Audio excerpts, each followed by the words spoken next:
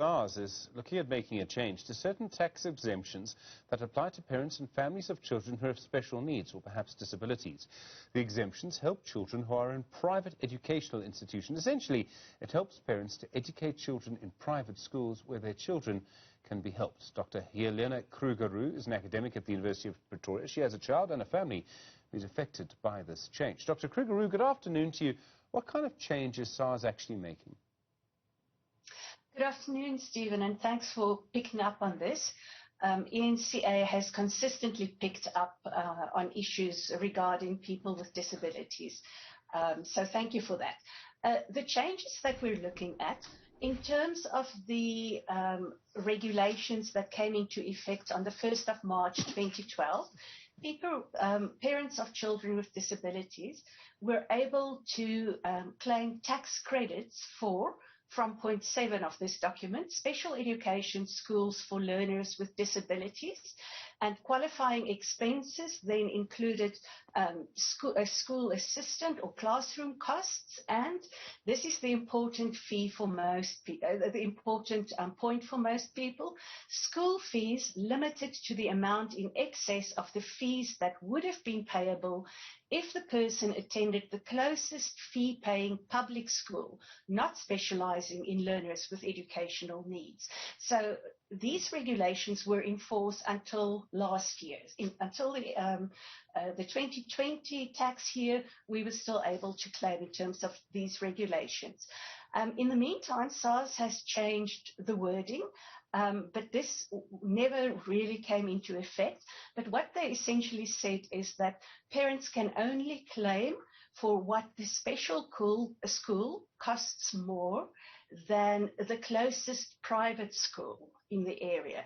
Now, that is completely ridiculous because I live 500 meters from a private school that caters for diplomats, and their yearly fees are 220,000 rand. So on the other hand, I pay a third of that for my child in his special school. So that never really came into effect, but it was a change that was made by Sars last year. Now Sars has gone ahead and scrapped school fees completely. What parents can claim tax credits for, according to their latest list that was circulated last week, Friday, for comments, is only interventions at special schools. And they describe interventions as a school nurse, a psychologist, not a psychiatrist, speech language therapist, audiologist, occupational therapist, hydrotherapist, physiotherapist, and amanuensis. That's if the child needs assistance for an exam.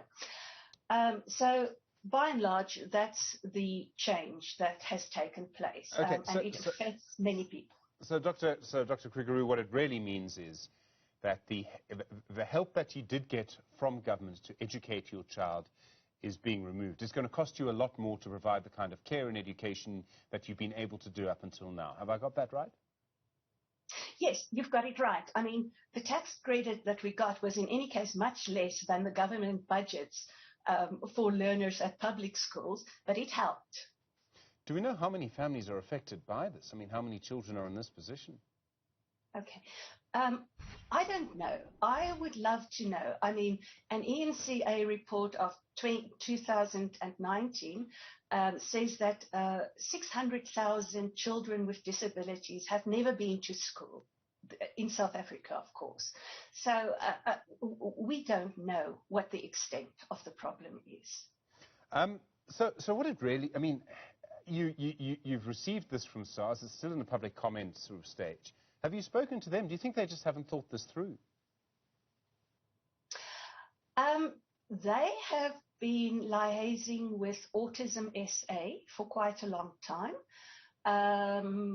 for several months at least, and the shortcomings in the proposed requirements have been brought to their attention.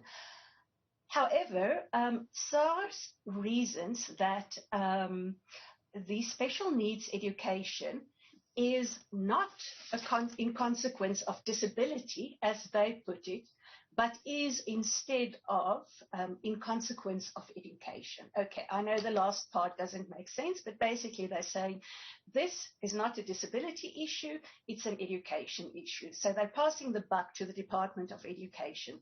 Now, in 2016 already, Human Rights Watch issued a report on South Africa saying that children with disabilities are being completely shortchanged in South Africa due to the under-provision and the quality of teaching in special schools, in public special schools. It would obviously this would make a big difference to your family, to other families in the same situation, but it can't make that much of a difference to Sars. In other words, it can't be much money that they would lose out on by continuing in the way that they've been going. I've been trying to do that calculation, but without knowing how many people are affected by this, it's impossible to say.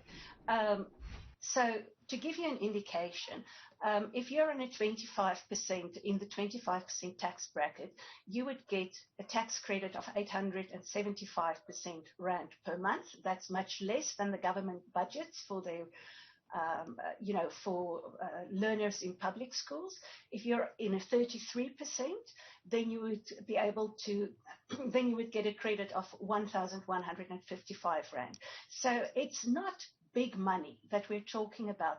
But for a middle class family, it translates to a tax credit of about 20,000 rand a year. Which is significant if you look at the other expenses that that parents of children with disabilities have. Look, when we talk about tax, I'm afraid, Dr. Kruger-Roux, experience over the last few years has taught me to be very, very cynical. Are there some people who've tried to people will do anything not to pay tax. I've never understood it, but they will try and do anything.